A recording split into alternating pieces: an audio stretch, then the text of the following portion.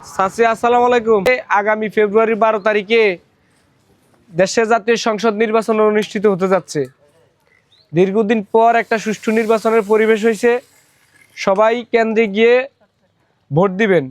আর আমাদের এই আসন থেকে বিএনপি থেকে মনোনীত প্রার্থী মেজর অবসরপ্রাপ্ত হাফিজ ভাই, ওনার নাম তো শুনছেন আপনারা। উনি এই এলাকার 6 বারের এমপি ছিল, 2 বারের মন্ত্রী ছিল।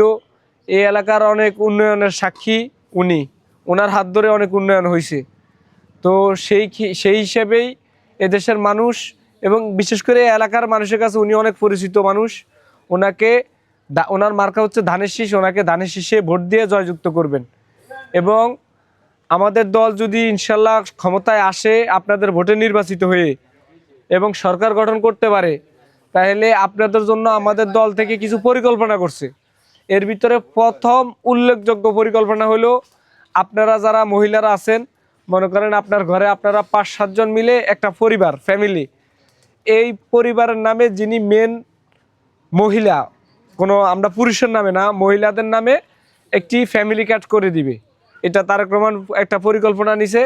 ওই ফ্যামিলি কার্ডের অধীনে প্রতি মাসে সর্বনিম্ন 2 থেকে 2,500 টাকার তেল, চাল, ডাল, হ্যাঁ, এগুলা আগে আপনারা রেশমের সিস্টেম পাইছেন না, এবং প্রতি মাসে 2 থেকে 2,500 টাকার এগুলা দিবে।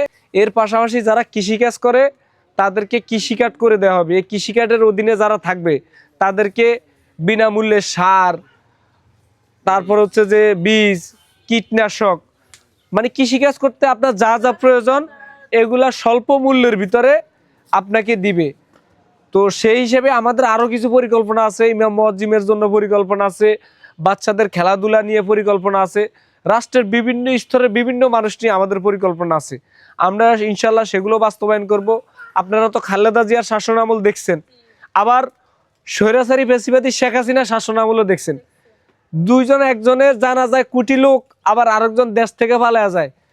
তো সেই হিসেবে আমাদের এই দলের আস্থার জায়গা হলেন আপনারা জনগণ।